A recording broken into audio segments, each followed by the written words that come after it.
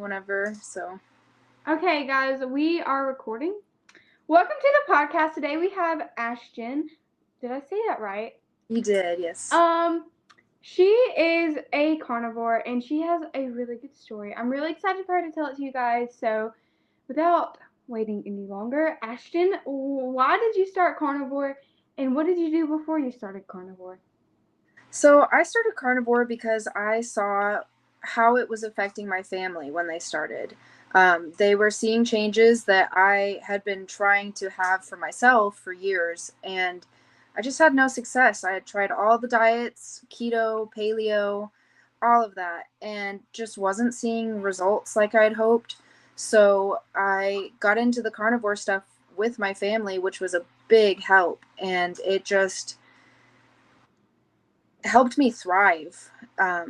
And so now I preach about it everywhere I go, and I love it. I wouldn't go back. That's awesome. So, you were telling me a bit about fasting, and you fasted a lot before you even came to carnivore. So, can you tell us how you came across fasting and how you found it to be manageable, not manageable, etc.? Mm-hmm. So I got into fasting also because of my family. They started back in January of 2022, and I started around August of 2022. And I had struggled with some eating disorders, not eating enough, or sometimes eating too much, and finding that balance was really hard. But then my mom recommended me a book called Fast Like a Girl by Dr. Mindy Pelz. And I have a lot of autoimmune issues, PCOS, psoriasis, things like that. And so a lot of the things that I struggle with, she talks about in her book. And on top of that, because of PCOS, it's really been helpful to keep it centered around my cycle and help get my hormones in check. And so that's ultimately why I started intermittent fasting.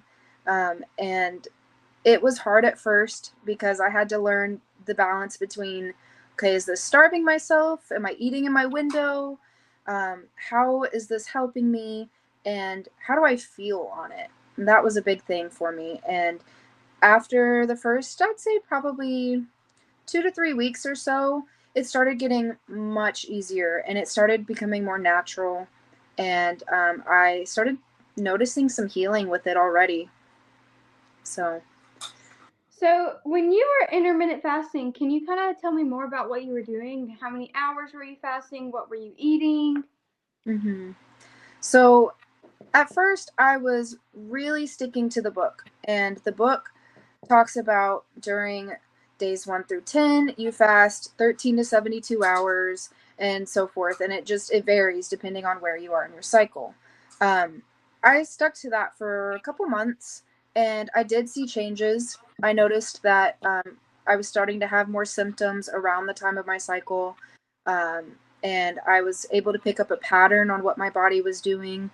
But then I just kind of fell off a little bit with the book schedule, and I just kind of, oh, well, if I'm at least 13 hours, then it's good. And it was still effective, but not as effective as it was when I was on the schedule that I had written out for my body.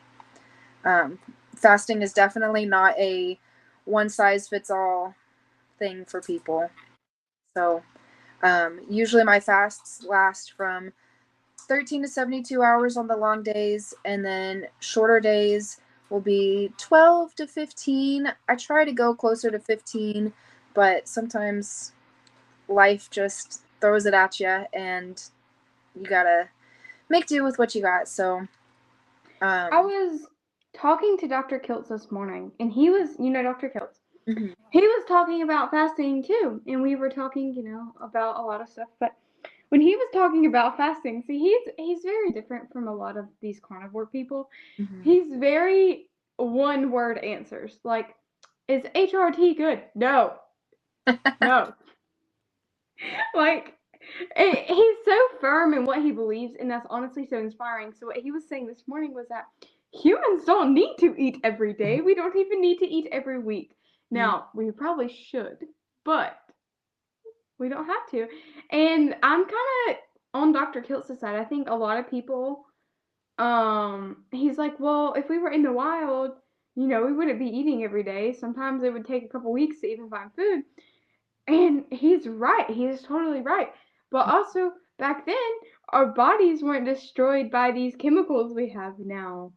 So I kind of dabble the line between, I agree with this person, but I also agree with this person. Because I haven't read the book, but I've done a fair amount of research on fasting. And it can be beneficial for some people, but for some people, it can absolutely wreck you. And I think that's just, where's your tolerance at? Can you tolerate going 36, 48 hours fasted once a week? Can you tolerate going 16 hours fasted every day? And the answer is going to vary depending on people's metabolic well-being. And I think fasting is essential for humans, but I think you can't just dive head first. And I think not everybody has the ability to, especially depending on how sick you are. But fasting does cure illnesses. So, Yeah, absolutely. Yeah. Sorry, I didn't mean to cut you off. No, you're good. Please. So, what were you eating while you were fasting? Were you eating paleo, standard American diet? Like, what were you eating? By the time that I finally really started taking the fasting seriously, I wasn't doing carnivore just yet. It was kind of a combination between the standard American diet and keto, just kind of bouncing back and forth, which I know now that that is not the way to go. But at the time, I just thought, oh, well, any day that I don't have too many carbs is a good day, which isn't a lie, but it's not. I've learned a lot more since then. So it was just really kind of back and forth. And whatever I felt like, I caved into cravings a lot during that time because I thought, oh, well, I fasted for 20 hours. I deserve a few bites of mac and cheese, which is my favorite non-carnivore food in the whole world. So This is why I love fasting, and I love it for a lot of people, but there are people out there, and Kelly Hogan says this a lot, where fasting, for these people, it triggers that, like, binge reward cycle. I did so good. Now I can eat all of this food that I probably shouldn't be eating. Oh, I ate all this awful food. Let me fast some more. And that's not, if you can fast and sit down and eat 2 pounds of meat and fast again, you're set. You're gold.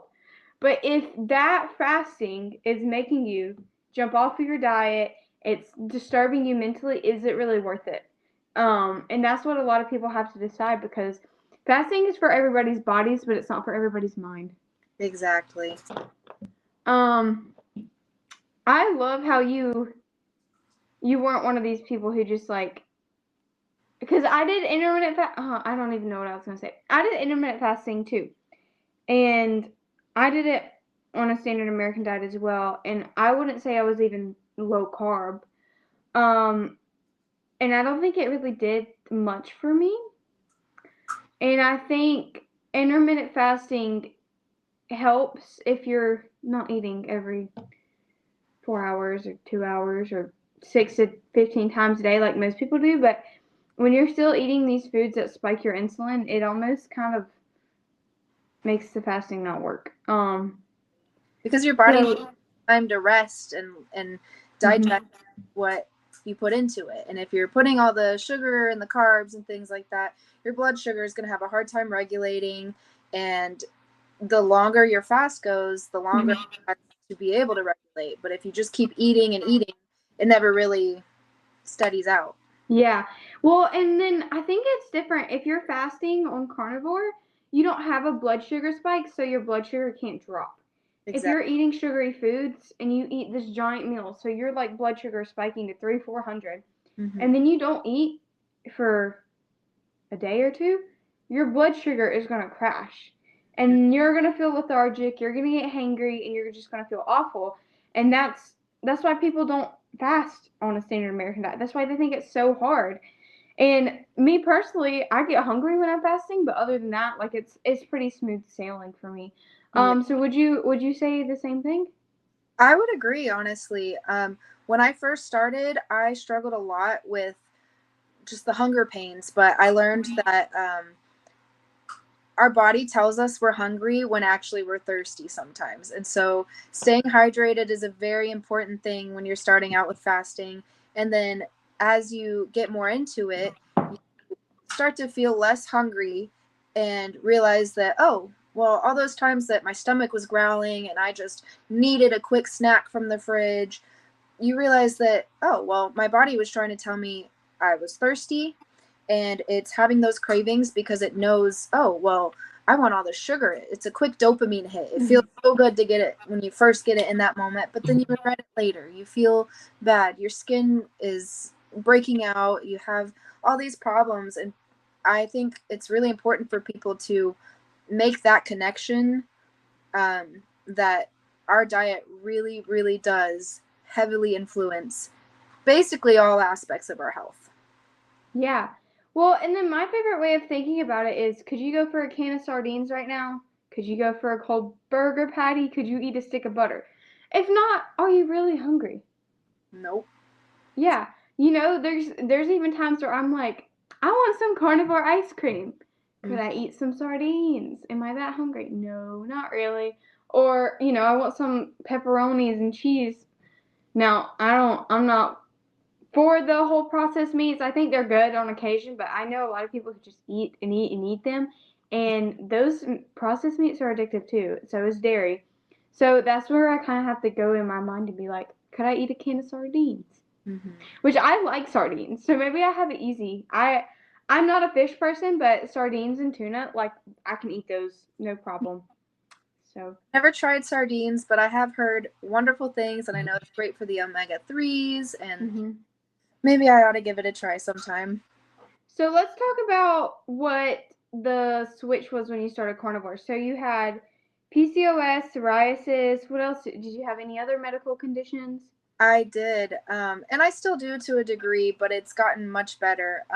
For the last, oh gosh, pretty much my whole life, I have had chronic infections, whether it's UTIs, ear infections, respiratory illness, things like that. I mean, the respiratory illness has been the biggest thing for me, but I'll have like a whole year of repeat infections and antibiotics when I was taking them. It would maybe kick it, but then I'd get another one. And I was tired of living on the antibiotics. So, all the infections, and I've also struggled with infertility and miscarriages, and my biggest goal is to be a mom and have kids. So that's my why, pretty much. I love your wife. Yeah, I have a very, well, she's not really a close friend anymore. We just kind of grew apart. But I had a very close friend, and she's the same way. Like, it was kidney infections, UTIs, every month. Like, she would miss weeks of school at a time. And then she was celiac, and she had chronic migraines too, and she was just like, we were two peas in a pod because we were both always sick, but I wasn't the one in the hospital. I never had issues so bad to where I was going into the hospital. I feel that because like that's scary going into the hospital for a kidney infection and they're being like, well, there's not much we can do. Drink some water. And then 12 hours later, you come back and they're like, oh my God, you're going to die. We have to fluids. Like, could you not have solved this 12 hours ago? I can't deal with the medical system. I'm glad I haven't been through it, but if I were you or I were her, I couldn't have done it. I couldn't have. So on carnivore, what has not completely gotten better?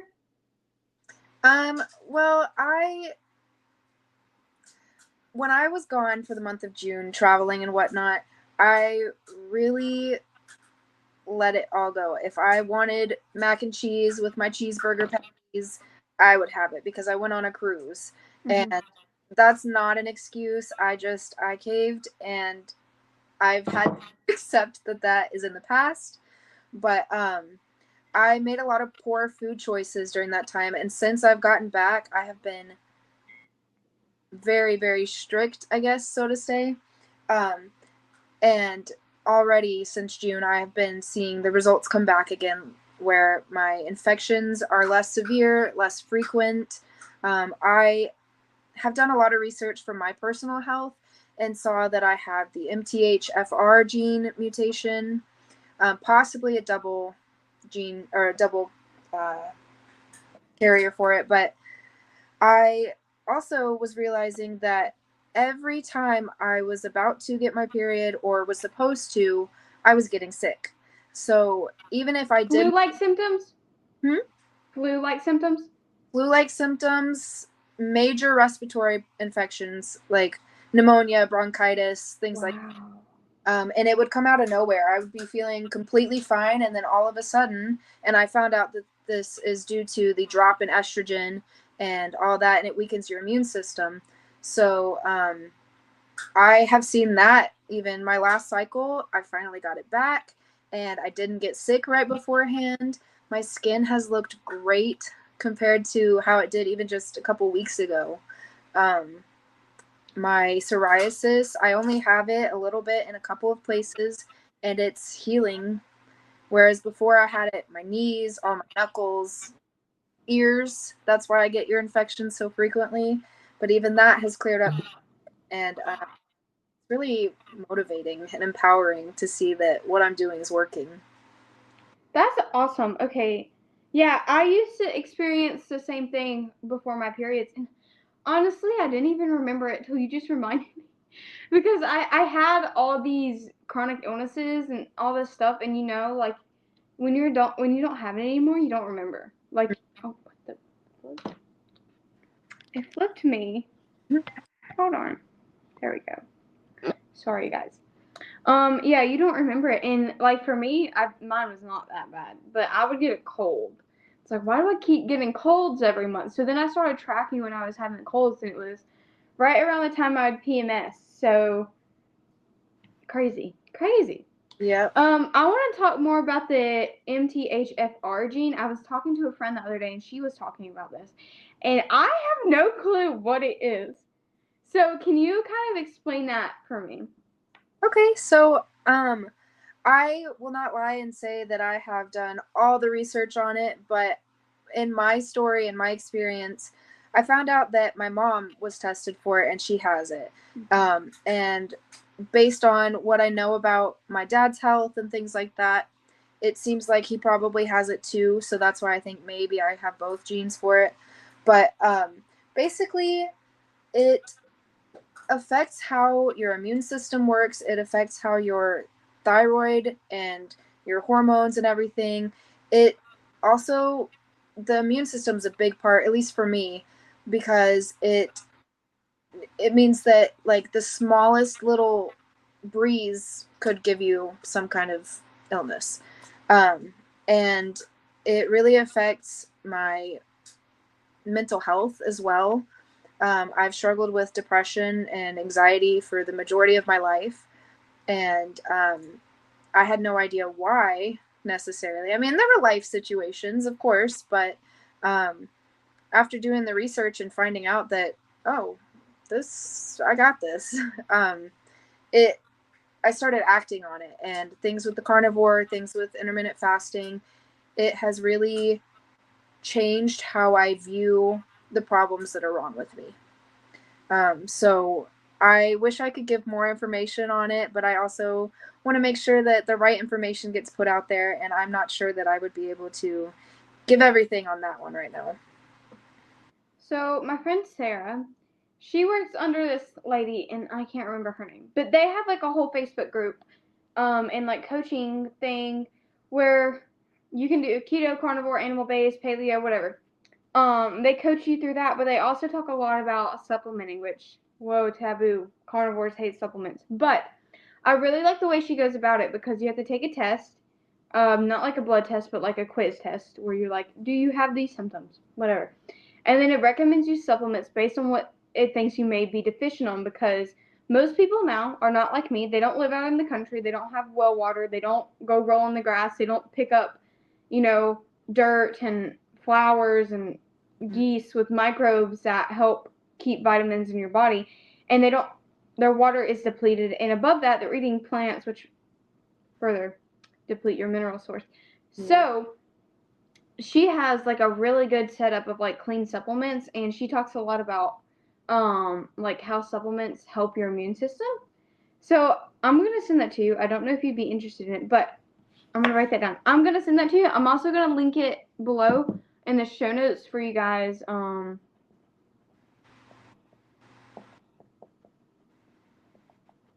Sorry, give me a second. No worries. But yeah, I took the quiz and it like gave me like 10 different supplements. Like I'm not doing that. But if supplements are something you're interested in, it's definitely worth a checkout. And they're not expensive. They're pretty affordable in my opinion, at least for me. So what's your like average day of eating on Carnivore now? I stick to high protein and moderate fat, no carbs, except for occasionally I'll have some dairy, so the carbs that occur naturally from that. But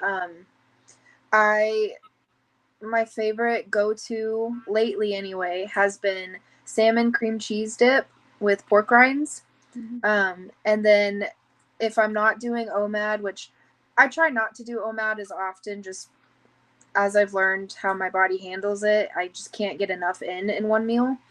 But I love a good old-fashioned steak and eggs, whether they're over medium, hard-boiled, you name it. But I do struggle with food aversions here and there. I do too. As I can't do frozen meat. I'm one of those weirdos that can smell the difference. So my nose, like I can't. I just can't do frozen beef or frozen lamb. I can do frozen pork. Maybe that's just me. I can't do frozen beef or frozen lamb. Yeah, it kind of sucks because I'd love to go buy a whole half a cow and eat that, but I can't.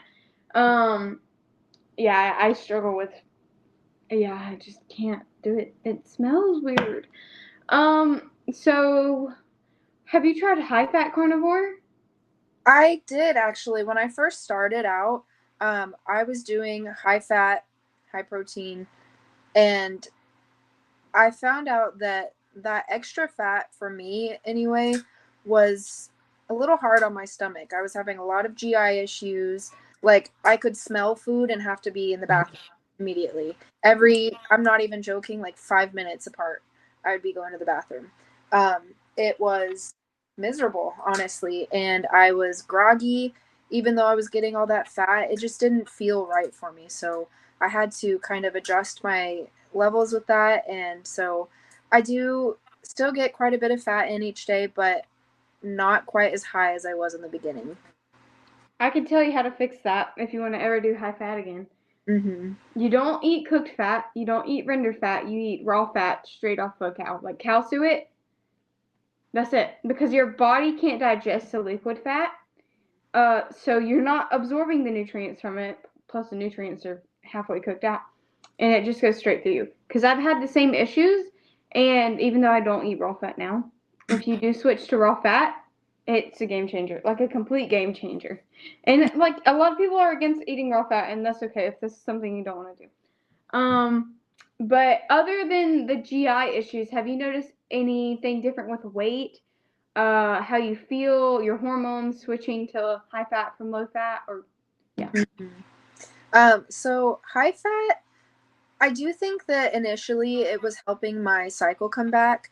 And I had the most regular cycle I'd had for my whole life when doing high fat, but it only lasted about 5 months.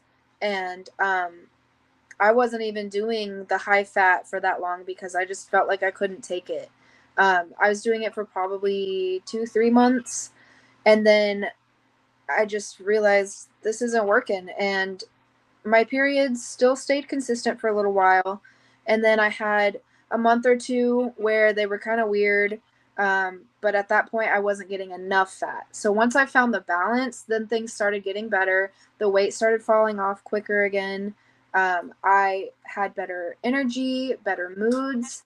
I wasn't getting sick as much, and something else I do want to give some credit to is just sunshine and fresh air. That has been so helpful for me. I need the vitamin D, and my blood test confirmed that last month. that my vitamin D levels were really low, and it just, all of that combined is the perfect concoction for me right now with the moderate fat. It's kind of in between. So Yeah. Yeah. So how much weight have you lost doing carnivore, intermittent fasting, the whole thing? well, my heaviest, I was 268 pounds, and I've had quite a few fluctuations since the beginning of my journey due to finding the right balance, moving twice now, um, just things like that. Holidays, I was not sticking to it as well. So I would lose 15 pounds in 3 weeks when I first started. And that for me, that was the most I had ever lost, even when I was doing like keto for however many months. And I lost 15 pounds in the first 3 weeks, and I felt so happy and motivated to keep going. It kind of stalled after that, and it went up and then went back down. So right now I'm about 30, 35 pounds down from my heaviest weight. And I feel it in my clothes more than I see it on the scale. Mm-hmm. Clothes that used to be so tight, they are fitting better, and I have a pair of shorts that I'm not going to be able to wear before too long because they're too big, and it's exciting, but also there's that little part that's like, oh, well, I guess I got to say bye to these clothes, but it's worth it. Yeah, I've had to do that a couple times, just purge my closet because I had all these cute clothes. They were so cute, and none of them fit anymore. So I had to throw them all out, and now I ain't got no more cute. I ain't got cute clothes anymore because I ain't buying new clothes till I need to. Yeah. I have bought like new jeans and new shorts and new tank tops, but not a lot because I'm a clothes addict, or was not anymore. I have noticed that going carnivore, I'm not like shopping as much. Actually, that's not true. I buy stuff all the time. I'm shopping for different stuff. I'm not buying clothes. I'm buying books. I'm buying teas that are disgusting, and I'm buying like gym member like good stuff, right? Even though I'm still spending a lot of money, at least it's productively and not on useless clothes that I'm never gonna wear. Mm-hmm. What else? So, how was your energy when you were intermittent fasting? Did you have like low energy? Did you have increased energy? And what was your energy when you were just eating a regular American diet? That is a very good question. When I first started intermittent fasting and doing the standard American diet, I was still pretty groggy. I was feeling like I couldn't focus on anything. Like, to save my life, I could not focus. I was still struggling with mental health issues and trying to overcome uh, the problems I was having with my eating, where I was trying to find that balance between starvation and fasting. It was just, I wasn't seeing a whole lot of mental change at first doing the standard American diet because it was, I mean, the mental change came from the fact that I saw a few pounds fall off. But it was not, the standard American diet was not helping me with the fasting because I always had the cravings. And for some people, even thinking about or smelling a certain food or food group can spike your blood sugar. And um, that was me. I was smelling when they would make mac and cheese, or they would make, I mean, I've never been a huge bread person, so like I'd rather have burgers with no patties or with no bread anyway. But the starchy stuff like potatoes, like that, it just, it was too much for my body to just have little bits, because the little bits add up. And so I had to cut it out completely to really see the change mentally with my energy. I was exhausted when I first started intermittent fasting. I had to nap every single day. Like 2 p.m., about an hour after eating, I'd be needing a nap, or else I would get cranky and groggy, and people wouldn't want to be around me. So the fasting part itself, I think, was, like I said earlier, it was a good stepping stone. But it wasn't until switching off of the standard American diet and going carnivore that really started to take off, and I was seeing the results a lot quicker. So it's been a journey. Sorry. No, you're I fine. keep coughing and I don't know why. Do you work out at all? Resistance training? Do you try and walk? Anything like that? So I have been walking at least 5 days a week. Well, I'll say at least 4 days a week. But other than that, for a while, I wasn't doing really anything else, but I was still seeing results. I do have a scale that is able to take all my biometrics and see my muscle definition or not definition, but density and all that. And so seeing the scale change from, oh, well, my muscles are average, to just changing my diet to carnivore, really seeing that the muscles and my bone mass and everything, it was going in the right direction. It encouraged me to start doing more activity. So the walks became more frequent. I stretch every day, well, almost every day. And that's what I do on a regular basis. But I am starting a workout program in like 2 days. It's through my mom, who is a holistic nutritionist, but she's also doing the carnivore. So it's a good, I guess. What's your mom's name? Her name's Natalia Keenan. I'll get you to send that to me after this because I want to look her up. Yeah. So I just started working out too. I'm not used to this. Well, I do work out. Like I'm physically active, but as far as going to the gym and like lifting weights and other stuff, like I'm not used to that. So it's definitely been a learning curve for me. Mm-hmm. So what kind of workout plans does your mom teach? Well, she personalizes it based on each person. So I don't know mine yet because it hasn't started. But I do really enjoy things like things that aren't just. I did P90X when I was younger. Could not stand it. I hated every second of it. But I like things that are kind of fun, and I like Pilates. I do a lot of at-home workouts right now until I can afford to go to the gym. But I have so much workout equipment that I need to actually put to use. Mm-hmm. So, but Pilates is definitely, I like that one a lot. Yeah, I can't have gym equipment at home because I won't use it. So I'd rather just spend the money going to the gym.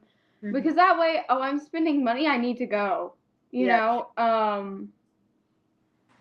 it sucks that I have to shell out the extra money every month, or else I'm not going. Like, it's just, it is what it is.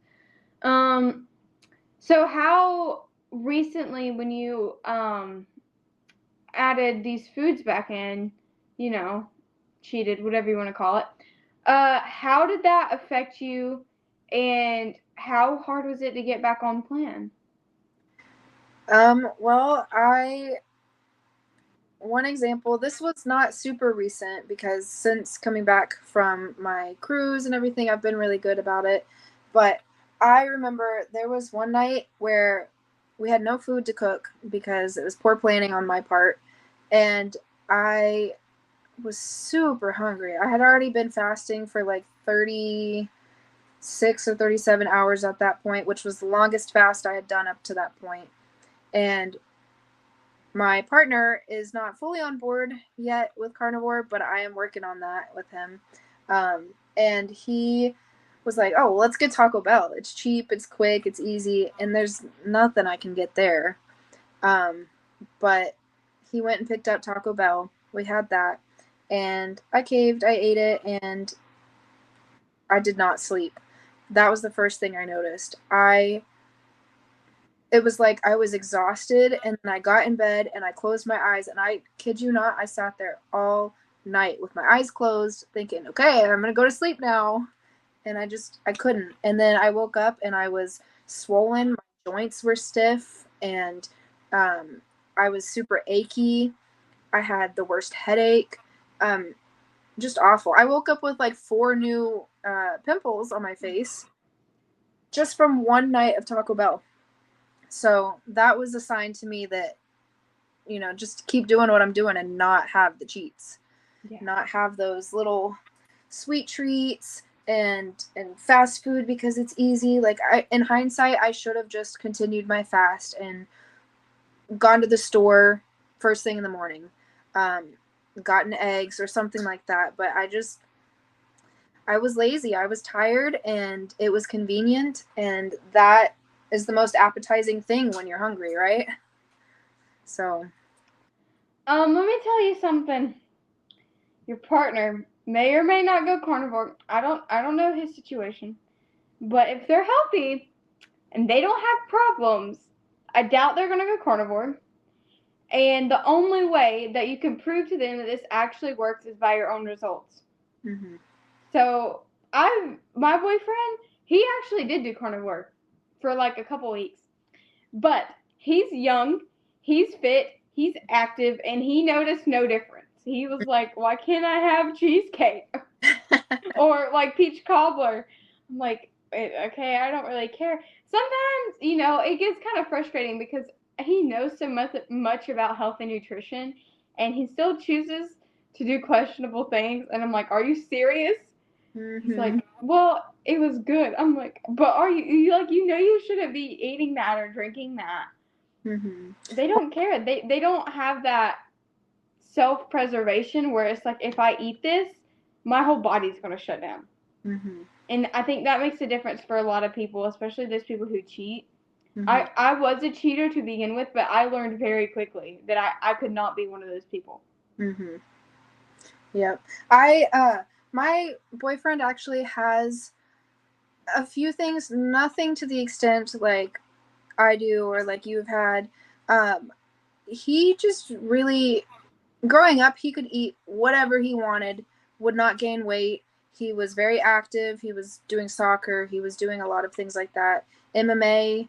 And he still has that mentality that, oh, well, he's healthy, so he's going to eat what he wants. And I am all for, if we go out to eat, I'm not going to tell him like, hey, you have to get a steak.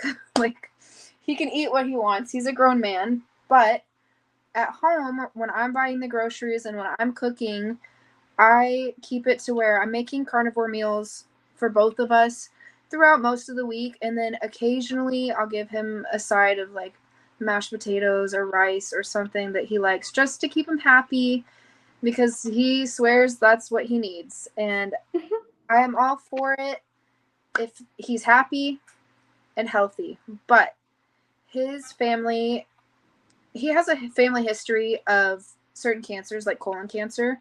Mm-hmm. And so that's something I worry about for him and also for our future children. I just want us to be as healthy as possible so that we can have healthy babies and pregnancies. And also knowing that he's got that family history, you would think, or at least I would think, that that is such a strong motivator to want to take care of your health, including your gut, even if you can't see it, which he's gained a lot of weight over the past couple years, relatively speaking.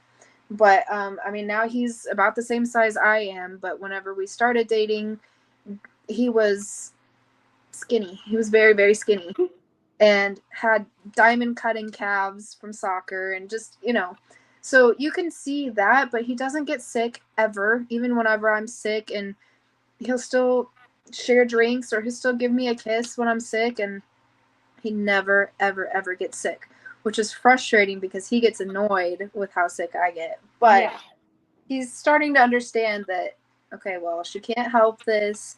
It is getting better with my carnivore and intermittent fasting and things like that. It's becoming less frequent, less severe. And so just seeing how he handles things that my body can't handle, is probably one of the biggest and most frustrating things for me, because I'm cooking these meals and I'm trying to do good for my body because I know my body can't handle it. But then he eats what he wants when he wants. He'll drink soda. I haven't had a soda in a couple years now. And it feels unfair, but I think that he would benefit from it if he gave it a shot. And if he doesn't have to keep doing it, I'm not his mom. So, I don't know. I'm just trying to help him get on a good path because I don't think he really realizes all the benefits despite me talking about it so much. Well, you know what, and it's a little bit different when these are people you see every day because, you know, you go online, you see these people, oh, I lost 100 pounds in 3 months, and oh, I cured all of my autoimmune diseases in 2 weeks. And that's not the reality for a lot of people. You know, you didn't get this way overnight. It's not going to cure overnight. So, you know, when you're an external person and you hear all these things, then you look at somebody who really does it and they're not, you know, perfect and they're not cured overnight. It's not the same. Mm-hmm. You know, it's not like, oh, this thing really works. It's like, oh, this thing kind of works. Mm-hmm. You know, and if they don't have the same motivational factors behind it, then they don't try it and they may. I feel like if he tried it and felt like a superhuman, he'd probably keep doing it. But, you know, and colon cancer, do you know what colon cancer is caused by? I mean, I know it has several causes, generally speaking, but... One word. Plants. Oh! You know what plants do? They rot and ferment in your colon, causing alcohol. And you know what alcohol does?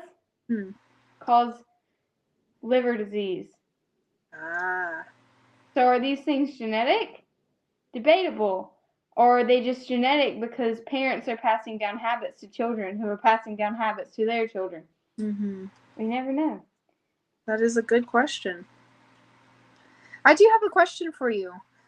How did you deal with, or how do you deal with, like backlash and judgment from other people that do not have the same views and think that you have to have vegetables and red meat's bad and butter's fattening and it's so bad for you? Like, how do you handle that? In person or online? Both. Okay, I've only had one bad experience in person that I can really think of, and it was actually my grandpa. I was eating a stick of butter. He's like, that can't be good for you. I'm like, shut up. Because I've been doing this for so long, and like, I think he's finally just now realizing, because he lives with us. Mm-hmm. He's just now realizing that I only eat meat. Just very recently. And I'm like, I've been doing this for almost 2 years. Are you serious? But it's okay. Old men are just like that. They don't. Guys are like that. They don't pay attention. They don't notice anything, and it's hilarious to me. I find it absolutely hilarious. And fat. Obesity. Obesity is not what causes disease. It's what you eat to get obese that causes disease. Mm-hmm. Because there is not a single carnivore who is eating ribeye every day who is going to gain 300-400 pounds. May gain 10 or 20, maybe 30, maybe 50, depending on how much ribeye they're eating. You know, if they're eating 5,000-6,000 calories of ribeye, they're going to gain weight. But no, nobody can eat that much ribeye in a day. But you know what they can eat that much of? McDonald's, Taco Bell, cake, ice cream. Yeah, like, that's why I love this diet, because you know when you're full so easily, because you're not going to sit down and eat 4,000 calories worth of burger patties. And if you are, you probably need that many burger patties. You got to be deficient in some kind of nutrients. Mm-hmm. Yeah. Yeah, that's a big thing too, is that my boyfriend is a snacker, and I used to be, but now I don't need it. I feel, I've always heard since starting Carnivore, eat until you're comfortably stuffed. Mm-hmm. That has been the best thing for me, being able to just eat as much as I want, because I love it's not the best thing, but if we're out in a pinch, McDonald's quarter pounder patties, no seed oils, it's like there's nothing to it. I know, I love it. I could eat like 8 of those, 6 to 8 depending on the day, But What? See, when I was doing line diet, I would get like 2. And then longer I went in line diet, I could get 3. And then maybe I could do 4. And then I got to a point where I could do 5 if I was hungry. yeah. I can't do that now. It's because I eat other foods and I eat more than once a day. And even on line diet, I was eating more than once a day.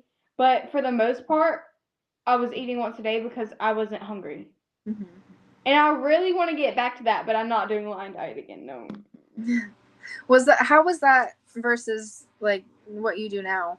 I think I have histamine intolerance. So on line diet, and I also have a problem. I can't eat at night at all. After like 3 p.m., if I eat at night, I wake up, I have stomach cramps. Don't know why. I feel like it has something to do with digestion, definitely. But that's why line diet, I would eat a lot at night because I just wasn't hungry when I woke up. So then I would wake up in the morning and not feel great. So it was kind of like weird for me because it really did do a lot of benefits, but it also didn't really help a lot. Like as far as energy, cravings, weight loss goes, I did lose weight, but I've also lost weight just like eating more fat and walking more and moving more. And there was something I did. I cannot remember what it was because I just gained some weight recently. I'm trying to figure out how to get that off. It was something I did a while ago that I like lost.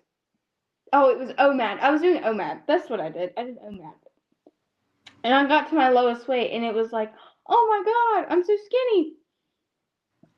Yeah. And I'd like to get back to that because I can eat enough.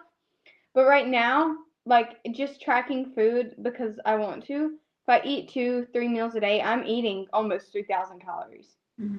And I don't think I need, maybe I do need that much food, but I really don't think I do. Mm-hmm.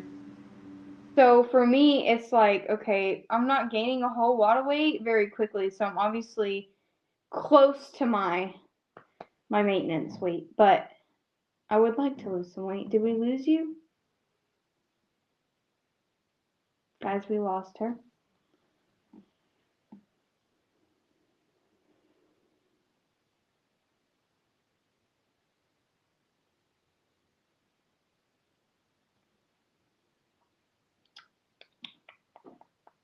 I don't know what to do when I lose people. Am I supposed to talk?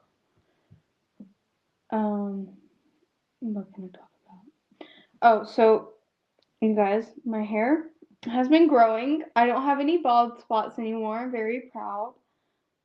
If you don't know already, I started getting bald spots because I put extensions in my hair and they ripped my hair out. Now, they were very little bald spots, but Sorry about that. no problems. I kind of forgot what we were talking about. Do you remember? We were talking about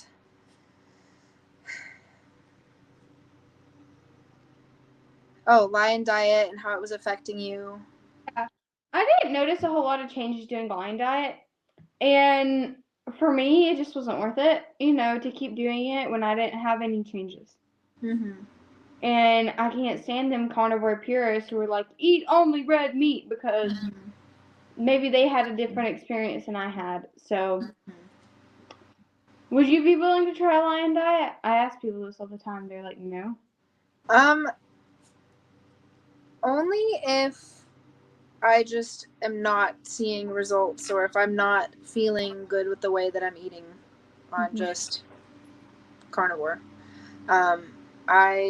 If it was, I mean, I don't know exactly what results to expect just because I've always struggled with the weight loss and the skin problems and the autoimmune, all that.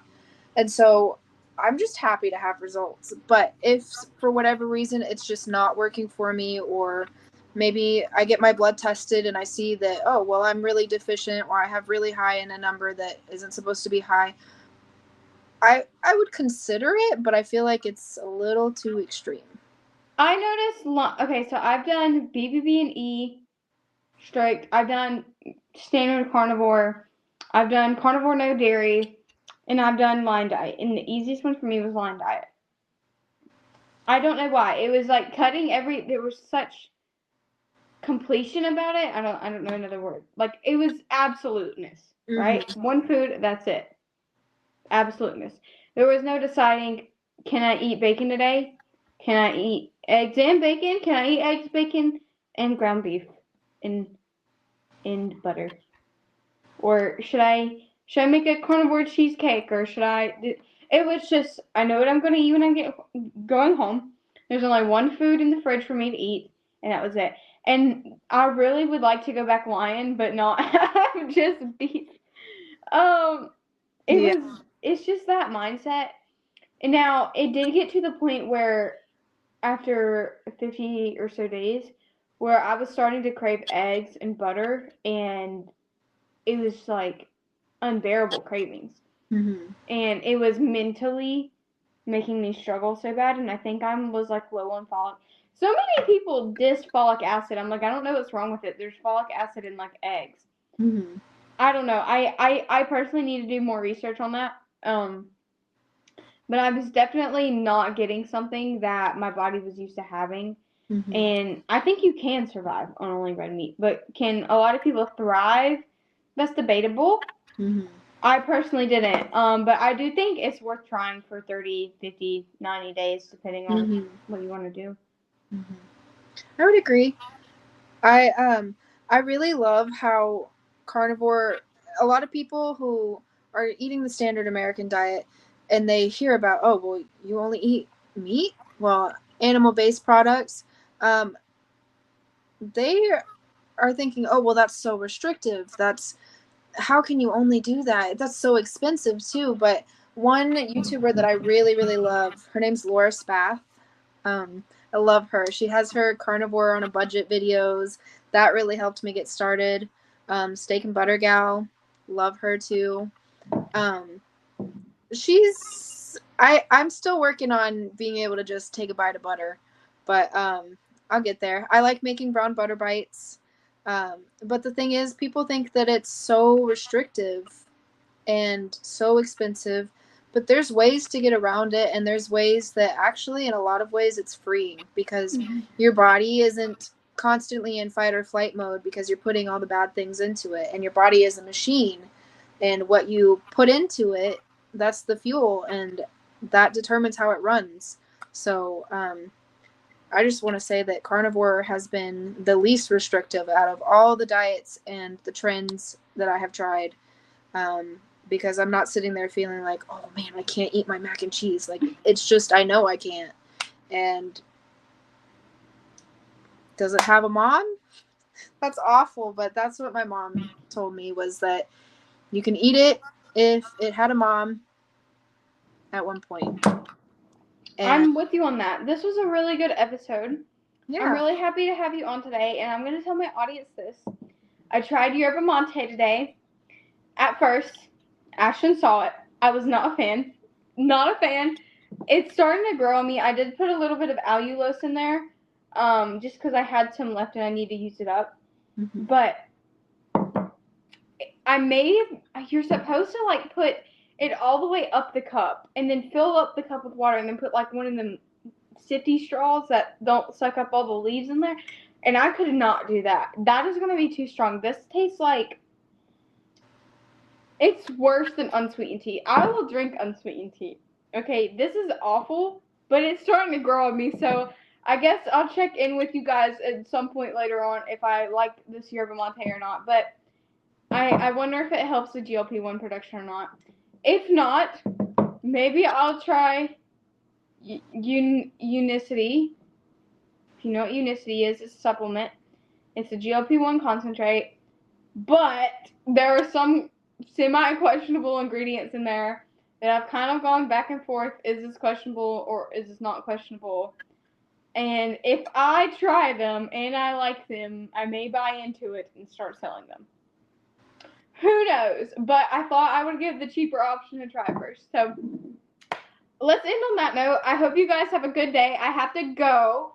Thank you so much for telling your story.